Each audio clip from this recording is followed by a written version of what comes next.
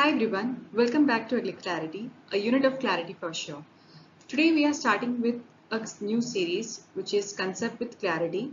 In today's session, we'll be discussing important diseases of pulses. Okay, so let's dive into this topic. So many students who are preparing for IBPS AF or NABARD may be familiar with this year's unit budget, which is Mission for Atmanirbharta in Pulses. सो ये mission इसलिए launch हुई है क्योंकि इसमें government ने target किया है कि हम ये मिशन 6 years के लिए लॉन्च हुई जिसमें गवर्नमेंट ने अराउंड 1000 करोड़ बजट अलोकेट किया हुआ है जिसमें गवर्नमेंट ने टारगेट किया है कि बाय द ईयर 2029 वो हमारी कंट्री को सेल्फ सफिशिएंट बनाना चाहती है इन टर्म्स ऑफ पल्सेस। सो उसमें जो 3 मेजरली पल्सेस को डिस्कस किया गया वो थे red gram, black gram and green gram. इसीलिए आज का सेशन बहुत इंपॉर्टेंट हो जाता है क्योंकि हमें पता है कि अब ये 3 ग्राम्स काफ़ी इम्पॉर्टेंट है सेल्फ सफिशिएंसी अटेंड करने के लिए। सो हमें पता होना चाहिए कि इन तीनों ग्राम्स के क्या क्या पैकेज ऑफ प्रैक्टिसेस हैं, कौन से डिजीज लगते हैं, इंपॉर्टेंट डिजीजेस इनके क्या क्या हैं और इम्पॉर्टेंट पेस्ट क्या हैं। सो इसलिए ये आज का सेशन बहुत इंपॉर्टेंट है। आज हम mainly black gram and green gram के डिजीजेस डिस्कस करने वाले हैं, जैसे कि वो पाउडरी मिल्ड्यू, रस्ट और सारे लीफ स्पॉट्स और एक मेजर वायरल डिजीज। हम सेकेंड पार्ट में बाकी डिजीजेस कवर करेंगे। आज हम ब्लैक ग्राम ग्रीन ग्राम इसलिए कवर कर रहे हैं क्योंकि मेजरली डिजीजेस इन्हीं तीनों में लगती हैं, इन्हीं दोनों में लगती हैं। सो हम इसी सेशन में कवर ट्राई करेंगे कि ज़्यादा डिजीजेस कवर हो जाए ताकि आने वाले सेशन में थोड़े कम डिजीज लगे हो हमारे पास कवर करने के लिए और with better comparison we can compare all the disease and learn much better about them. Okay. So before moving on, here are few previous year questions of plant pathology. हम इन questions को discuss करते हैं so as to know कि what are the areas or what is actual weightage of plant pathology in IBPS AFO mains examinations. Okay. So the first question was, I have collected the questions of around different years. It is a mixture of different years. So देखते हैं। पहला question ये है कि पहला question था ऊस test पे। सो ऊस टेस्ट में ये क्वेश्चन अराइज हुआ था कि क्वेश्चन ऐसी फ्रेम हुई थी कि they were asking about whose test is done for differentiating which organism, like whether this test is done for differentiating the fungal organisms or for bacterial organisms or for the viral organisms. तो इस तरीके से question frame हुआ था। Second था downy mildew की disease के genus के ऊपर क्वेश्चन था, उसके कैरेक्टरिस्टिक्स दिए हुए थे। देन आपको पूछा गया था कि इनमें से कौन सा डाउनी मिल्ड्यू के जीनस को रिप्रेजेंट करता है। थर्ड क्वेश्चन ये था कि डैम्पिंग ऑफ डिजीज के कॉजल ऑर्गेनिज्म के कैरेक्टरिस्टिक्स दिए थे, जैसे कि हम डेली कार्ड्स जो हमारे टेलीग्राम चैनल पे अपलोड करते हैं जिसमें हमने फंगी की टेक्सोनॉमी को इजी बनाने के लिए काफ़ी सारे अभी तक हमने काफ़ी सारे फैमिली को कवर किया, उनके कैरेक्टरिस्टिक्स को। तो वैसे ही यहाँ पे भी उसी कैरेक्टरिस्टिक्स के बेसिस पे क्वेश्चन पूछा गया था। देन फोर्थ था कि कंट्रोल एजेंट ऑफ नेमेटोड। एक क्वेश्चन यहाँ से एक कंक्लूजन ये निकाला जा सकता है कि काफ़ी स्टूडेंट्स ऐसे हैं जो बायोलॉजिकल कंट्रोल को बहुत सुपरफिशियली पढ़ के जाते हैं। दैट मीन्स सबके मैनेजमेंट प्रैक्टिसेस चाहे वो कल्चरल केमिकल बहुत ईजी है। आप एक जीनस के बारे में उनके अगर आपने एक स्पेसिफिक जीनस का कंट्रोल मेजर्स मैनेजमेंट प्रैक्टिसेस पढ़ लिया तो उसके जनरली ऐसा होता है क्योंकि कल्चरल केमिकल प्रैक्टिसेस बहुत ज़्यादा सिमिलर होते हैं। जो डिफ्रेंशिएटिंग होता है वो बस उनके रिस्क वैराइटीज में आता है बट और थोड़ा सा उनके बायोलॉजिकल मैनेजमेंट में। लेकिन बच्चे आजकल बहुत सुपरफिशियली बायोलॉजिकल कंट्रोल कवर करके जा रहे हैं जिसके वजह से उन्हें पता नहीं होता है कि एक्चुअल ऑर्गेनिज्म कौन सा इन्वॉल्व होता है या उनकी कितने प्रोपोर्शन में उनको यूज किया जा रहा है। ये सारे इतने डीप कॉन्सेप्ट्स में आजकल मेंस में क्वेश्चंस अराइज हो रहे हैं। सो ये भी बहुत इंपॉर्टेंट है कि हमें बायोलॉजिकल मैनेजमेंट को भी अच्छे से कवर करना है। इससे ये पता चलता है। देन उर्फा डिजीज के उर्फा डिजीज राइस का एक बहुत इंपॉर्टेंट डिजीज है, उनके कैरेक्टरिस्टिक्स के ऊपर भी क्वेश्चन आ चुका हुआ है। कैरेक्टरिस्टिक्स दिए, काफी क्लोज ऑप्शंस थे, देन आपको उसी कैरेक्टरिस्टिक्स में डिफरेंशिएट करके करेक्ट कैरेक्टरिस्टिक्स को चूज करना था। देन राइजोपस के कैरेक्टरिस्टिक्स के ऊपर भी क्वेश्चन आ चुका है, रिंग स्पॉट डिजीज के सिम्टम्स के ऊपर भी क्वेश्चन आ चुका है। सो इन सब से हम ये कंक्लूजन निकाल सकते हैं कि अब सुपरफिशियली आप सिर्फ जीनस, स्पीशीज, उनकी फैमिली के टेक्सोनॉमी वगैरह पढ़ के आप जाएंगे तो आपका मतलब ज्यादा आप अच्छी तरीके से डिफरेंशिएट नहीं कर पाएंगे एक पर्टिकुलर जीनस को। इसलिए आपको कैरेक्टरिस्टिक्स को बहुत अच्छे से हर एक फैमिली के साथ, क्लास के साथ, ऑर्डर के साथ, जिस तरीके से भी आपको सुटेबल हो, कंपेयर करके आपको उसको मेमोराइज करने की कोशिश करनी होगी। आप ऐसे आप नहीं कर सकते कि एक जीनस को आपने याद कर लिया, देन आप उसी के बेसिस पे बाकी सबको अलग करके या फिर कुछ भी गेस्ट वर्क करके आप, अब इस बार ऐसा इसमें नहीं हो रहा है। सो IBPS AFO is now asking much in, I mean they are asking in much about side of how deep knowledge do you have about that particular topic, okay? सो ये इसी वजह से मैं आपको बताना चाहती हूँ कि आज का सेशन इसलिए बहुत इंपॉर्टेंट है क्योंकि मैंने सारे डिजीजेस के कैरेक्टरिस्टिक्स को बहुत अच्छे से इसमें कवर किया हुआ है। You just have to note down the important points which you feel it's important as, but I think I have covered everything important here and I'll try to explain everything in very layman terms, so जिससे सबको बहुत useful हो और किसी को ऐसा ना लगे कि हम रट रहे हैं, okay? So I request every student to be attentive during this session, okay? So first disease जो बहुत मेजर डिजीज हमारे एग्जाम में लगती है वो है पाउडरी मिल्ड्यू, जिसका है जो कॉजल ऑर्गेनिज्म है एरिसिपी पॉलीगोनी। पाउडरी मिल्ड्यू बहुत इंपॉर्टेंट डिजीज है क्योंकि ये दोनों खरीफ और रबी पल्सेस में दोनों होती है, क्योंकि ऐसे मैंने आपको पता होगा कि जो पल्सेस होती है वो हमारे दो सीजन में लगती है, खरीफ सीजन में भी लगती है और रबी सीजन में भी लगती है। जनरली जो हमारी ग्रीन ग्राम, रेड ग्राम और ब्लैक ग्राम है ये खरीफ सीजन के पल्सेस हैं और रबी सीजन के पल्सेस में हमारे काउपी, पी, ग्राम ये सारे लगते हैं। सो दोनों सीजन में हमारा पाउडरी मिल्ड्यू बहुत ज्यादा डैमेज कॉज करता है, ओके? नेक्स्ट है हमने सिम्टम्स यहाँ पे कवर किया। I have tried to segregate the symptoms ranging from early to progressive and then advance, ताकि आपको अच्छी तरीके से डिफरेंशिएट करने में इजी हो। And I explain every stages with showing you the symptoms by the pictorial representation here. So पहला ये है कि अर्ली स्टेजेस में क्या होता है। अर्ली स्टेजेस में पाउडरी मिल्ड्यू जो होती है बहुत ज़्यादा, I mean obviously you can guess that powdery mildew के नाम से कि ये एक पाउडरी वाइट स्पॉट शो करता है on the upper surface of the leaf, जैसे यहाँ पे आपको इमेज में दिख रहा होगा। देन यही स्मॉल जब स्पॉट्स कोलेस हो जाते हैं, कोलेस इन द सेंस जब ये सारे कंबाइन हो जाते हैं, देन ये पूरी तरीके से लीफ पे स्प्रेड हो जाता है। देन वो आप जैसे आप अगर आप थोड़ा सा सोच सकते हैं कि अगर लीफ पे पूरा वैक्सी सरफेस बन चुका है तो अब वो लीफ फोटोसिंथेसिस कंडक्ट नहीं कर पाएगी। सो इस वजह से क्या होगा, धीरे धीरे लीफ अगर वो फोटोसिंथेसिस कंडक्ट नहीं कर पाएगी तो येलोइश हो जाएगी और धीरे धीरे देन वो डिफोलिएशन कॉज कर देगा, ठीक है? ये भी सीवियर इन्फेक्शन में डिफोलिएशन होता है। एडवांस में क्या हो जाता है, पीटियोल स्टेम टू पॉड में पहुंच जाता है। इसमें एक इंपॉर्टेंट क्वेश्चन यहाँ पे ये अराइज हो सकता है, जनरली सारे सिम्टम्स या सारे ऑर्गेनिजम्स के क्वेश्चंस में ऐसे ही होता है कि आपसे क्वेश्चन पूछ सकता है कि आप अर्ली स्टेजेस में आपका प्लांट पार्ट कौन सा इम्पैक्ट होता है, देन सीवियर स्टेज में या फिर ओवरऑल इम्पैक्ट कैसे होता है प्लांट के ऊपर। सो कुछ ऐसे डिजीज होते हैं जो सिर्फ लीव्स पे अपना इम्पैक्ट शो करते हैं, देन वो फ्रूटिंग या फ्लावरिंग बॉडी पे नहीं करते हैं, तो इसलिए ये क्वेश्चन अराइज होता है। बट पाउडरी मिल्ड्यू के केस में क्या होता है कि ओवरऑल प्लांट आपका चाहे लीव्स हो, पिटियोल्स हो, स्टेम्स हो, पॉड हो, सारे के सारे इसमें इम्पैक्ट होते हैं, ठीक है? तो ये आपका एक यहाँ से क्वेश्चन एग्जामिनर पूछ सकता है, just to make it little bit tricky, तो इस तरीके से पूछ सकता है। देन ये हो गए कैरेक्टरिस्टिक्स। देन पैथोजन का कैरेक्टरिस्टिक्स भी पढ़ना बहुत जरूरी है। आपको पता होना चाहिए हम जिस पैथोजन से जो डिजीज के बारे में पढ़ रहे हैं उनका उस पैथोजन की एक्चुअल कैरेक्टरिस्टिक क्या है। सो ये जो हमारा पाउडरी मिल्ड्यू है एक्टोफाइटिक फंगस है। एक्टोफाइटिक फंगस मतलब कि ये ऐसा फंगस होता है जो लीफ सरफेस पे ग्रो होता है, ओके। और इसकी ग्रोथ करने के लिए इम्पोर्टेंट क्या होता है, एक हमारा फंगी में एक इम्पोर्टेंट ऑर्गन है जिसका नाम है हॉस्टोरिया।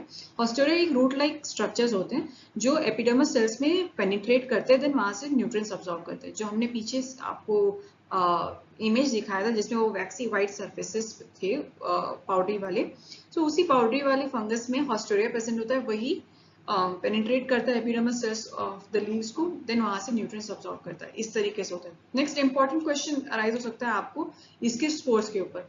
अगर आपको पता होगा कि हमारा आई मीन यहाँ पे मैं क्वेश्चन पुट करना चाहती हूँ जो भी स्टूडेंट्स अभी तक सेशन देख रहे हैं, कि प्लीज आप कमेंट्स में पाउडरी मिल्ड्यू के फैमिली की, मतलब फैमिली किस फैमिली से बिलोंग करती है, उसके आंसर्स को आप कमेंट्स में आई वांट टू नो, मतलब कितने स्टूडेंट्स को पता है कि पाउडरी मिल्ड्यू का कौन सा फैमिली होता है। सो आप प्लीज कमेंट में अपने आंसर्स डाल सकते हैं। सो हमारे जो पाउडरी मिल्ड्यू है उसके स्पोर्स को क्या बोलते हैं, इसको स्पोर्स को क्लिस्टोथेशिया बोलते हैं। जैसे कि मैंने यहाँ पे एक आपको माइक्रोस्कोपिक इमेज दिया हुआ है।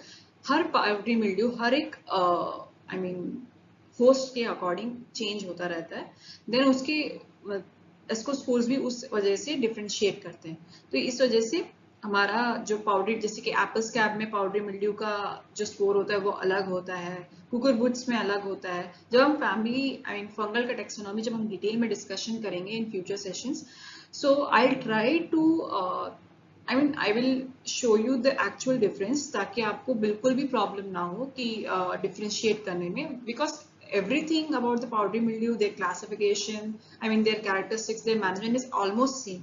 जो डिफरेंस करता है उनके पैथोजन कैरेक्टरिस्टिक्स में ही करता है, ओके। सो जो पैथोजन का कैरेक्टरिस्टिक है वही डिफरेंस करता है। इस वजह से हम जब फंगल टेक्सोनॉमी पढ़ेंगे तो आपको बहुत easily with very beautiful tricks I will explain you all, so please attend दो सेशंस एज वेल। सो एक इम्पॉर्टेंट यहाँ पे ये भी हो जाता है कि इसका जो स्पोर होता है powdery mildew of which I mean of blue black gram and green gram, उसको क्लिस्टोथेशिया बोलते हैं। इसका डिजीज साइकिल ये है कि प्राइमरी इन्फेक्शन इसके इन्फेक्टेड डेब्रिस में होता है, क्योंकि मेजरली आई मीन जो आपको पता है कि डिफॉलिएशन पहले जो लीव्स का होता है वो सॉइल में जाके मिक्स अप हो जाता है, देन वो एक इन्फेक्टेड डेब्रिस के थ्रू प्राइमरी इनोकुलम के थ्रू काम करता है। सेकेंडरी स्प्रेड में क्या होता है, ये एयरबोर्न होता है, क्योंकि ये पाउडरी है ये आराम से एयर के थ्रू ट्रांसमिट हो सकता है। सो ये सेकेंडरी स्प्रेड इसके थ्रू हो सकता है। एडिशनल स्प्रेड, ये बहुत इंपॉर्टेंट क्वेश्चन यहाँ से बन सकता है कि एडिशनल स्प्रेड इससे कैसे होता है। जैसे कि कभी कभार क्या होता है कि रबी सीजन में इंटरमीडिएट रेनफॉल होता है, मतलब कि विद फ्रीक्वेंटली नहीं, इनफ्रीक्वेंटली विद शॉर्ट इंटरवल्स वहां पे रेनफॉल्स होते हैं, तो जिसकी वजह से जो स्पोर्स होते हैं इसके, जो एयरबोर्न स्पोर्स जो हमने पढ़ा था, वो रेन के थ्रू ट्रांसमिट हो जाता है। तो इस वजह से वो भी एक बहुत इंपॉर्टेंट कैरेक्टरिस्टिक प्ले करता है इस डिजीज के स्प्रेड को एक्सलरेट करने में, ओके। सो ये एक इंपॉर्टेंट चीज हो गई इसकी। देन हम पढ़ते हैं इसके फेवरेबल कंडीशंस ऑफ मैनेजमेंट के ऊपर। सो आपको पता होगा कि पाउडरी मिल्ड्यू का जो फेवरेबल कंडीशन होता है वो वार्म एंड ह्यूमिड होता है। वैसे ही थोड़े से डिफरेंस के साथ चेंज हो जाता है डाउनी मिल्ड्यू का। डाउनी मिल्ड्यू का क्या हो जाता है, मॉइस्ट एंड ह्यूमिड हो जाता है, ओके। ये चीज हो गया। जैसे कि मैंने आपको बताया दोनों सीजन में लगते हैं, खरीफ और रबी सीजन दोनों में लगते हैं। कल्चरल प्रैक्टिसेस में आपको जो प्राइमरी इनोकुलम था इन्फेक्टेड प्लांट डेब्रिस, इसको रिमूव करना है। केमिकल के लिए सारे इसके फंजिसाइड जैसे कार्बेंडाजिम, थियोफेनेट, ट्राइडिमॉक्स, सबसे इंपॉर्टेंट बोला जाए तो सल्फर जो फंजीसाइड्स होते हैं वो इसके लिए यूजफुल होते हैं। जैसे कैराथिन, ये भी बहुत इंपॉर्टेंट पॉपुलर केमिकल कंट्रोल है पाउडरी मिल्ड्यू के लिए। देन रेजिस्टेंट वैरायटी आपको याद करनी पड़ेगी, इसकी लिक्विड ट्रिक नहीं है, मतलब यहाँ पे मैंने आपके लिए ब्लैक ग्राम और ग्रीन ग्राम में लगने वाली सारी रेजिस्टेंट वैरायटी यहाँ पे आपको मैंने डिनोट कर दी है। सो आपको प्लीज इसको पढ़नी पड़ेगी, इसमें कोई ट्रिक नहीं है, क्योंकि क्वेश्चन इससे भी बन सकता है, ओके। नेक्स्ट हमारा डिजीज आता है रस्ट डिजीज। ये भी बहुत इंपॉर्टेंट डिजीज है, लगने वाला जो हमारे ग्राम्स में लगता है। इसका कॉजल ऑर्गेनिज्म है यूरोमाइसिस फेसियोली टिपिका। देन जैसे कि अगर हम इनके सिम्टम्स की बात करें, सिम्टम्स में मैंने यहाँ again I have tried to segregate the symptoms according to their severity. Then पहले फर्स्ट जैसे देखा जाए कि इसके जो लीव्स में सबसे पहले लीव्स में लगते हैं जो इनका स्पॉट्स होता है, I mean small round reddish brown pustules, जिसको यूरिडोसोरी बोलते हैं, वो लोअर सरफेस पे लगता है। आई मीन लीव्स के लोअर सरफेस से इसकी डिजीज इनिशिएट होती है, ओके। जैसे यहाँ पे आपने यहाँ पे देखा होगा यूरिडोसोरी, ये क्या होता है एक्चुअल में? क्या होता है कि रस्ट में जनरली 4 स्पोर्स, मेजरली 4 स्पोर्स पाए जाते हैं। So with advancement of the disease ये सारे स्पोर्स धीरे धीरे एक्यूमुलेट हो जाते हैं। जैसे कि यूरिडोस्पोर्स होता है, पहले ये आता है, देन टीलोस्पोर्स आता है, देन पिक्नियल आता है, देन एशियल आता है। ओके, इन सब में थोड़ा थोड़ा डिफरेंस होता है इनके कलर्स की वजह से, इनके एडवांसमेंट किस स्टेज पे आ रहे हैं। जैसे कि यूरिडोस्पोर सबसे पहले आएगा, देन टीलोस्पोर आता है ऐसा, फिर लास्ट में सीवियरिटी एकदम अटेंड हो जाती है तो पिक्नियल और एशियल आता है। इस तरीके से ये दोनों तो ये हो गया। पिक्नियल में ये हो जाता है कि ये अपर सरफेस ऑफ लीज में मिलता है, जब एकदम सीवियरिटी अटेंड होती है तब वहां पे फाइंड आउट होता है ये, और एशियल जो होता है वो लोअर स्पोर्स में फाइंड आउट होता है। ये डिफरेंस होता है। ओके, सो इस तरीके से हम इन स्पोर्स के बारे में साथ ही साथ हमने पैथोजन की कैरेक्टरिस्टिक्स को भी कवर कर लिया। देन लेटर स्टेज में लार्ज पोर्शन वही होता है, वो स्पॉट्स कोलेस हो जाते हैं, देन वो लार्ज पोर्शन में बन जाता है। लार्ज पोर्शन में बन जाएगा तो फोटोसिंथेसिस कंडक्ट नहीं हो पाएगा वहां पे, देन वहां पे डार्क ब्राउन कलर का स्पोर्स वो सारे बन जाएंगे। देन मैंने आपको बताया एडवांसमेंट में टेलियोस्पोर्स वहां पे आ जाएगा। देन अल्टीमेटली वहां पे प्रीमेच्योर शेडिंग या फिर डिफॉलिएशन हो जाएगा। इसमें भी सारे पार्ट्स, मतलब कि ऑल पार्ट्स इसमें हमारे इम्पैक्ट होते हैं। ओके, ये भी इंपॉर्टेंट क्वेश्चन बन गया। देन यहाँ पे आप यहाँ पे टर्म देख रहे होंगे, एक ऑटोशियस। ऑटोशियस एक मतलब हमारे जो रस्ट साइकिल होता है उसका एक इम्पॉर्टेंट टर्म होता है। जैसे ऑटोशियस मतलब कि जब हमारा रस्ट जो होता है एक सिंगल होस्ट पे ही डिपेंडेंट होता है। फिर दूसरा टर्म होता है हेट्रोशियस, जिसमें 1 से ज्यादा होस्ट इन्वॉल्व होते हैं। और भी बहुत सारे साइकिल्स होते हैं, जैसे कि हेमीसाइक्लिक, डाइसाइक्लिक, माइक्रोसाइक्लिक, ये सारे डिफरेंट डिफरेंट साइकिल्स है। जब हम फंगी की टेक्सोनॉमी पढ़ेंगे तो हम रस्ट का जब रस्ट की फैमिली को हम डिस्कस करेंगे तो ये साइकिल्स को बहुत डिटेल तरीके से विथ वेरी यूनिक ट्रिक्स हम इसको याद करने की कोशिश करेंगे। ओके, देन यहाँ पे आप देख सकते हैं कि मैंने आपको इमेज के थ्रू बताया कैसे ये रेड ब्राउनिश इनके पिस्क्यूल्स दिख रहे हैं इसमें, और देन ये जब एडवांस हो जाते हैं तो इस तरीके से येलो येलो स्पोर्स मैंने आपको बताया था। पिक्नियल यहाँ पे हाँ, पिक्नियल स्पोर्स यहाँ पे एक्यूमुलेट हो चुके हैं, और यहाँ पे मैं आपको दिखा सकती हूँ कि साइकिल किस तरीके से एक्यूमुलेट होता है। जैसे यूरिडियम पहले आता है, फिर टीलियो आता है, देन पिक्नियल आता है, देन एशियल आता है। ओके, इस तरीके से रस्ट डिजीज का साइकिल कंप्लीट होता है। Then disease cycle in favourable conditions देखा जाए तो अब मैं यहाँ पे क्वेश्चन और स्टूडेंट से पूछना चाहती हूँ कि अगर आपको अभी तक रस्ट डिजीज का फैमिली के बारे में पता आइडिया लग गया होगा तो आप समझ गए होंगे कि यहाँ पे ये स्पोर्स का मतलब क्या है। सो बेसिडियो स्पोर्स हो जाता है। किस फाइलम से डिनोट करता है, आई मीन एक्चुअल में रस्ट का अगर आपको फाइलम पता हो गया होगा तो आप समझ गए होंगे इस स्पोर का मतलब क्या होता है। सो आप फाइलम जो रस्ट का फाइलम होता है उसको भी प्लीज कमेंट में आप उनके आंसर्स को put your answers in the comments below. So ये हो गया टीलोस्पोर, क्योंकि एडवांस में जब टीलोस्पोर्स लग जाते हैं तब वो डिफोलेशन कॉज करता है, देन वो प्राइमरी इनोकुलम की तरह हमारा इनोकुलम का सोर्स बन जाता है। देन सेकेंडरी स्प्रेड में क्या होता है, जब यूरिडोस्पोर लग जाते हैं, जो फर्स्ट स्टेज में हमने बताया था अर्ली स्टेजेस में यूरिडोस्पोर लगते हैं, ये काफी पाउडरी फॉर्म में होते हैं। सो ये विंड के थ्रू ट्रांसमिशन इनका हो जाता है। ऑल्टरनेट होस्ट भी हो सकता है, जैसे कि लेग्यूम्स, जैसे हमारे सोयाबीन वगैरह हो गए। सो उसमें भी फंगस, आई मीन हमारा रस्ट डिजीज लगता है, तो एक ऑल्टरनेट होस्ट की तरह ये भी काम करता है। ओके, सो फेवरेबल कंडीशन देखा जाए, अब जैसे आपको पता है कि विंड के थ्रू ट्रांसमिट हो रहा है, और सो यहाँ से आप कॉमनली ये इंटरप्रेट कर सकते हैं कि क्लाउडी और weather humid weather, I mean इसके लिए बहुत फेवरेबल है। यहाँ पे एक टेम्परेचर रेंज दिया हुआ है मैंने 21 टू 26 डिग्री सेल्सियस। ये सारे जनरली सारे रस्ट डिजीज का फेवरेबल टेम्परेचर यही है। सो आप यहाँ से गेस कर सकते हैं कि किस एप्रोप्रिएट रेंज में disease cycle, I mean rust disease cycle initiate होता है। Then heavy dew at night, ये भी बहुत ज्यादा इंपॉर्टेंट है डिजीज सीवियरिटी को इंक्रीज करने। ओके, नेक्स्ट आते हैं हम रस्ट के डिजीज के मैनेजमेंट और रेजिस्टेंट वैरायटीज में। सो इसमें वही सारी चीजें आपको इन्फेक्टेड डेब्रिस को क्लियर आउट करना होगा। फंगल जैसे कि मैंकोजेब, ट्राइडीमॉफ, वेटेबल सल्फर इसमें भी आ जाता है। एक बहुत इंपॉर्टेंट रस्ट का फंजीसाइड है जिसका नाम है प्लांटावैक्स। ओके, सो प्लांटावैक्स भी बहुत इंपॉर्टेंट है, रस्ट के लिए यूज किया जाता है। देन अगर हम स्मट के लिए बोला जाए तो स्मट के लिए बहुत इंपॉर्टेंट एक फंगल, आई मीन फंजीसाइड है जिसका नाम है होता है वीटावैक्स।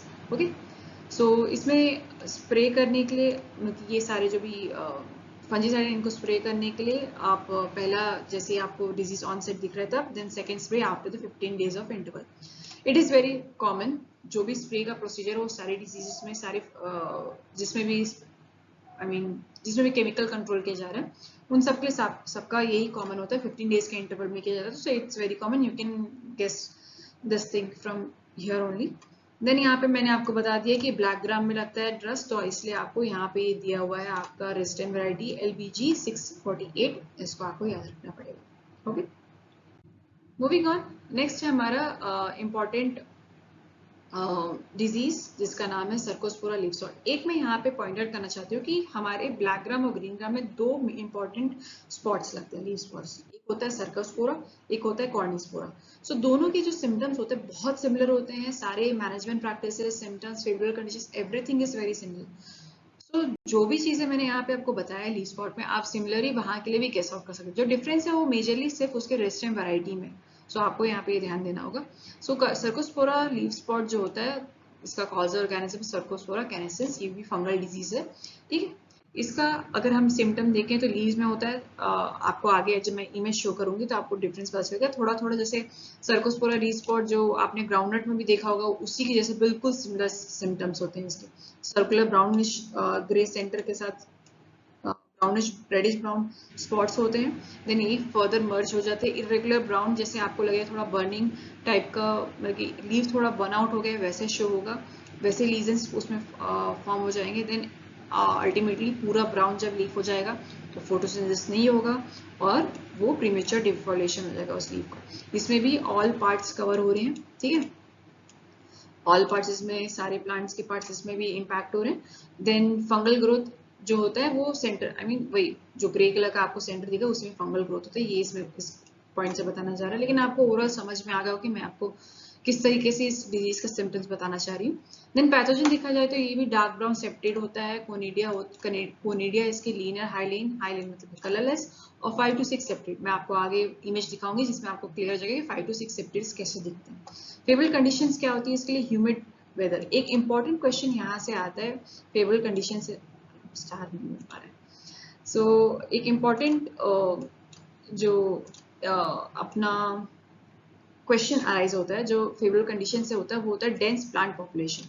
आपको एक क्वेश्चन पूछा जाएगा कि इनमें से कौन से डिजीजेस है जो ब्लैक ग्राम ग्रीन ग्राम में लगते हैं, they are due to dense population or the planting of population when they are very close enough. Okay, so वो डिजीज होती है हमारी सर्कोस्पोरा, जिसके वजह से डिजीज जो सिवियरिटी होती है काफी ज्यादा इंक्रीज हो जाती है। तो एक इंपॉर्टेंट क्वेश्चन यहाँ से ही बन सकता है। देन सर्वाइवल आपका यहाँ पे अगेन जो डिजीज साइकिल होता है इन्फेक्टेड प्लांट डेब्रिस के थ्रू होता है, देन इनका स्प्रेड एयरबॉर्न होता है, ठीक है। ये हो गया क्योंकि आपको यहाँ पे मैंने बताया कि पाउडरी फॉर्म में होता है, तो ये एयरबॉर्न के थ्रू, एयर के थ्रू ट्रांसमिशन इसका अटेंड हो जाता है, ठीक है। यहाँ पे आप देख सकते हैं कैसे with the gray spot in their gray spots in the center, then वो रेडिश ब्राउन इनके मार्जिन है, इस तरीके से स्पॉट्स दिख रहे हैं। यहाँ पे मैंने माइक्रोस्कोपिक इमेज दिया हुआ है कोनिडिया का जिसमें 5 to 6 सेप्टेड्स बोला गया था, तो यहाँ पे 1 2 3 4 यहाँ 5 इस तरीके से सेप्टेड्स बनते हैं, ठीक। So management and resistant varieties अगर देखा जाए तो सेम इन्फेक्टेड प्लांट डेब्रिस को आपको प्रिवेंट रिमूव करना है उसको। देन फंजीसाइड जो कॉमन फंजीसाइड मैंकोजेब कार्बेंडिजिम्स को यूज करना है इसमें, और रेजिस्टेंट वैरायटी जैसे कि ब्लैक ग्राम का यहाँ पे दिया हुआ है, आपको ये सारे देखने होंगे, आपको याद करने होंगे, ओके। देन कॉर्निस्पोरा का मैंने आपको बताया सारे डिजीज सिम्टम्स वगैरह सब चीज सिमिलर है, बस आपको क्या है यहाँ पे इसके रेजिस्टेंट वैरायटी को याद करना है। यहाँ पे कॉर्निस्पोरा का कॉजल ऑर्गेनिज्म मैंने आपको दिया हुआ है, कॉर्निस्पोरा कैसिकोला, ये भी बहुत इंपॉर्टेंट है। मतलब आपको क्वेश्चन अगर पूछेगा डिफरेंट टाइप के डिजीज देंगे, देन आपको पूछेगा इनमें से मल्टीपल क्वेश्चंस के थ्रू कि इनमें से कौन से डिजीजेस हैं जो ब्लैक ग्राम ग्रीन ग्राम में लगते हैं। अगर उसमें ऑप्शन में आपको सर्कोस्पोरा और कॉर्निस्पोरा अगर दोनों दिया होगा, देन आपको वो दोनों ऑप्शंस को सिलेक्ट करना होगा बिकॉज दोनों लगते हैं, ओके। यहाँ पे मैंने आपको इस वजह से बता दिया, सारे सिम्टम्स वगैरह सब चीज सिमिलर है। आपको कुछ भी यहाँ पे देखना हो, कंपेयर करना हो, तो मैंने यहाँ पे आपको दिया हुआ है, आप पॉज करके चेक कर सकते हैं। Then next important viral disease है हमारा ब्लैक ग्राम और ग्रीन ग्राम का, वो है येलो मोज़ेक डिजीज, ठीक है। ये भी बहुत इंपॉर्टेंट डिजीज है, इससे काफी ज्यादा डैमेज कॉज होता है, सो इसको भी बहुत इंपॉर्टेंट इसको भी पढ़ना बहुत जरूरी है. ओके, देन यहाँ again I have segregated the symptoms in early stages to severity stage. So early stages में क्या होता है, हमारा जो सिम्टम्स होता है वो येलो पैचेस या स्पॉट्स की तरह अपीयर होता है यंग लीव्स में. ओके, देन ये धीरे धीरे ओल्डर लीव्स में ट्रांसमिट होता है. देन प्रोग्रेस होते ही ये येलो डिस्क्रिएशन जो होती है वो ब्राइट येलो मोज़ेक पैटर्न में अटेंड कर लेती है. आप you can guess out this from the disease name itself कि येलो पैचेस स्टार्ट होता है, देन डिस्क्लरेशन हो जाता है, देन मोज़ेक पैटर्न अटेंड कर लेता है, then entire leaf after some time turns yellow. Then जो भी उसके बाद जैसे डिजीज प्रोग्रेस करता है देन वो जो भी फ्लावर स्पॉट्स होता है सब में ये सारी चीज़ों में सारे प्लांट पार्ट्स में लग जाता है, जिसकी वजह से क्या होता है जो पॉड्स होते हैं वो काफ़ी श्रिवल्ड, काफ़ी पुअरली फॉर्मिंग होती है, सीड्स भी काफ़ी पुअरली सेट होता है उसमें. सो ये सारे प्रॉब्लम्स यहाँ पे सीवियर इन्फेक्शन में अटेंड कर लेता है. ओके, सो इसमें एक इम्पॉर्टेंट ये चीज़ है कि आपको ये पता होना चाहिए कि इसका प्राइमरी इन्फेक्शन कॉज कौन करता है, क्योंकि एक ये यहाँ पे ये जो डिजीज है बहुत एक्सेप्शन केस है. जनरली जो मोज़ेक डिजीज होते हैं उसका जो ट्रांसमिशन होता है वो एफिड करता है. ओके, एफिड ट्रांसमिशन करता है, लेकिन यहाँ पे हमारा जो ये एफिड डिजीज है ये इसका ट्रांसमिशन हमारा कौन कर रहा है, व्हाइट फ्लाई बेमिसेट एबेसी. ठीक है, ये यहाँ पे एक एक्सेप्शन, तो आपको ये क्लियरली इम्पॉर्टेंट है, ये आपको याद रखने की जरूरत पड़ेगी. देन ये व्हाइट फ्लाई क्या होता है, सेकेंडरी स्प्रेड कैसे करता है, दूसरे प्लांट्स में जब जाता है तो ये वायरस को जो इसने फीड कर लिया था वो बाकी हेल्दी प्लांट्स में भी थ्रू फीडिंग वहाँ पे ट्रांसमिट कर रहा है. जब हम एंटोमोलॉजी का, जब मैं आपका सेशन एंटोमोलॉजी का भी मैं भी लूँगी, सो उसमें हम डिस्कस करेंगे कि किस तरीके से ये एक्चुअल में मैकेनिज्म क्या होता है ट्रांसमिशन का थ्रू द वेक्टर्स. सो बहुत अच्छी तरीके से उसको हम वहाँ पे भी डिस्कस करेंगे. देन नेक्स्ट इंपॉर्टेंट है होस्ट रिजर्वोयर्स, जैसे कि यहाँ पे वीड्स है ये सारे क्रोटॉन, सर्फासिपोलस, ठीक है, एलिप्टिका अल्बा, ये बहुत इंपॉर्टेंट है. ठीक है, एल्साइफर इंडिका, ये सारे काफ़ी इम्पॉर्टेंट वीड है जो ये वायरस को हार्बर करते हैं. सो अगर आपने जहाँ पर कहीं भी ब्लैक ग्राम ग्रीन ग्राम का कल्टिवेशन किया है वहाँ पे आपको ये वीड्स का कंट्रोल करना होगा, क्योंकि ऑब्वियसली आपको समझ में आ रहा होगा कि ये वायरस उसमें उनमें इन सब में रिजर्वोयर के तौर पे रहता है. ओके, देन फेवरेबल कंडीशन क्या होती है इनका, समर ग्रोथ, क्योंकि जो अगर आप रबी सीजन में लगाएंगे तो रबी सीजन जनरली क्या होता है जो हमारा व्हाइट फ्लाई होता है उनका पॉपुलेशन बहुत कम होता है. सो इस वजह से ये डिजीज समर सीजन में, आई मीन खरीफ सीजन में ज़्यादा हाई सिवियरिटी में मिलता है. नेक्स्ट मैंने आपको यहाँ पे बता दिया सबसे इम्पॉर्टेंट पहला पॉइंट कि आपको पता होना चाहिए कि ओवरऑल प्लांट इम्पैक्ट हो रहा है कि नहीं, ये फर्स्ट हो गया. सेकेंड मैंने आपको डिफरेंस बताया इसके वेक्टर के बारे में. ठीक है, थर्ड आपको इम्पोर्टेंट मैंने बताया आपको इसके होस्ट रिजर्वोयर के बारे में. फोर्थ इम्पॉर्टेंट है यहाँ पे आपको पता होना चाहिए कि ये जो वायरस है वो किस फैमिली से बिलोंग करता है. ठीक है, सो ये फोर्थ पॉइंट यहाँ पे मैंने इम्पोर्टेंट डिनोट कर दिया. पहले ये है कि ये बिजोमो वायरस जीनस से बिलोंग करता है under geminiviridae family. Okay, so ये बहुत इंपॉर्टेंट है, आपको इस मोज़ेक डिजीज के फैमिली और जीनस के बारे में पता होना चाहिए. ये भी बहुत इंपॉर्टेंट क्वेश्चन है, हर एग्रीकल्चर एग्जाम में ऐसे पूछा जाता है इसके बारे में. और इसका डीएनए क्या होता है ये भी एक इंपॉर्टेंट क्वेश्चन यहाँ से बनता है कि सिंगल स्ट्रैंडेड डीएनए है जिसमें 2 कंपोनेंट्स होते हैं, DNA A and DNA B. Okay, then इसका आपको मैनेजमेंट और डिजीज रेजिस्टेंट वैरायटीज मैंने आपको यहाँ पे बताई हुई डिनोट की हुई. Since it is a viral disease, इसके लिए आपको सारे मतलब आप केमिकल कंट्रोल कुछ होता नहीं इसके लिए. जनरली अगर केमिकल कंट्रोल होता भी है तो वो सीड या फिर एक्सट्रीम केसेस में फॉलियर स्प्रे के थ्रू होता है.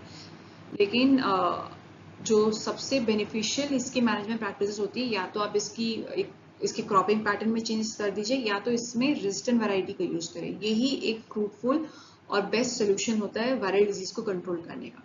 ओके, सो जैसे मैंने यहाँ पे कल्चरल प्रैक्टिस में लिखा हुआ है कि आपको इन्फेक्टेड प्लांट को विद इन 14 डेज आपको रिमूव कर देना है रगिंग करके. देन वीड मैनेजमेंट भी करना है, क्योंकि वीड भी इसके बहुत काफ़ी सारे ऐसे वीड्स होते हैं जो इनके होस्ट की तरह काम कर सकते हैं. सीड रेट आपको 225 kg पर हेक्टर की तरह एक्स्ट्रा यूज करना होगा to compensate the loss in case ये सीड बोन भी होता है. सो किसी सीड में अगर होगी तो वो रिलीज आपको लॉस कॉज करेगा, तो इसीलिए आपको उस लॉस को कंपनसेट करने के लिए ये एक्स्ट्रा 25 kg यूज करना होगा। ओके, देन यहाँ पे सबसे इंपॉर्टेंट चीज यहाँ पे ये आपका रेजिस्टेंट वैरायटी, ये बहुत इंपॉर्टेंट है, इससे बहुत बार क्वेश्चंस आ चुके हैं काफी सारे agricultural and state agricultural exams में। सो आपको यहाँ पे ध्यान देना होगा, जैसे पंत मूंग 3 है, पूसा विशाल है, बसंती है, ML5, ML 337, PDM 54, ये सारे बहुत इंपॉर्टेंट है, सम्राट बहुत इंपॉर्टेंट है। सो आपको ये सारी वैरायटीज याद रखनी पड़ेंगी। ओके, सीजनल मैनेजमेंट जैसे मैंने आपको बताया था कि रबी सीजन में जो व्हाइट फ्लाई का पॉपुलेशन है तो काफी कम होता है, इस वजह से ये एक सीजनल मैनेजमेंट भी यहाँ पे आप यूज कर सकते हैं। देन क्रॉपिंग पैटर्न के थ्रू, जैसे कि आप मेज को यूज कर सकते हैं, सोरगम को या पर्लमिनेट को, क्योंकि ये सारे क्रॉप के थ्रू काम कर सकते हैं। केमिकल कंट्रोल मैंने आपको बताया कि या तो आप सी ट्रीटमेंट कर सकते हैं या तो फॉलियर ट्रीटमेंट। फॉलियर ट्रीटमेंट जब एकदम सीवियरिटी में आपका डिजीज स्प्रेड हो चुका है तब की केस में ये किया जाता है। और यहाँ पे मैंने आपको जैसे केमिकल बताया हुआ है, एक इंपॉर्टेंट केमिकल यहाँ पे शो हो रहा है इमिडाक्लोरोपिड। जहाँ कहीं भी आपको, चाहे एंटोमोलॉजी की हम पढ़ रहे हो या पैथोलॉजी में, जहाँ भी अगर वायरल डिजीज या फिर व्हाइट फ्लाई बिन्से टेबेसी के बारे में बात हो रहा होगा, तो उसका एक इम्पॉर्टेंट केमिकल कंट्रोल करने के लिए जो ये एक केमिकल है जो इंसेक्टिसाइड है, वो इमिडाक्लोरोपिड आपको पता होना चाहिए। ओके, 70 WS का। ओके, देन एक और इम्पॉर्टेंट है थियोमेथॉक्सिन, ये भी एक इम्पॉर्टेंट हमारा केमिकल है जिसको हम सीड ट्रीटमेंट के थ्रू भी यूज कर सकते हैं एंड फॉइल स्प्रे के थ्रू भी यूज कर सकते हैं। Okay, then that's all for this part. Second part में हम बाकी सारे डिजीजेस और कवर करेंगे। जाने से पहले मैं I like to put question for the upcoming session. यहाँ मैंने 2 इमेज डाले हुए हैं जो कि आने वाले सेशन की डिजीज के ही इमेजेस है। सो पहला जो डिजीज है वो रूट से रिलेटेड डिजीज है। देन सेकंड जो है वो मैंने आपको जनरली यहाँ पे मैंने आपको फ्रूट के ऊपर वो डिजीज का सिम्टम दिखाया, लेकिन ये बहुत कॉमन है। ये मैं आपको हिंट देना चाहती हूँ कि जो डिजीज है ये फ्रूट्स में भी लगता है, फील्ड क्रॉप्स में भी लगता है और बहुत इंपॉर्टेंट है। और इसका जो फर्स्ट लेटर है वो ए से स्टार्ट होता है। So you can check the disease name from the first slide itself, ये कौन सा डिजीज होता है। Then drop your answers in the comments below. Okay, so that's all for today. You can check out our test series for AFO. All details of this test series are given in the description below. That's all for today's session. Please make notes of the session. I'll be coming with the part 2 of this topic in next week. Okay, thank you.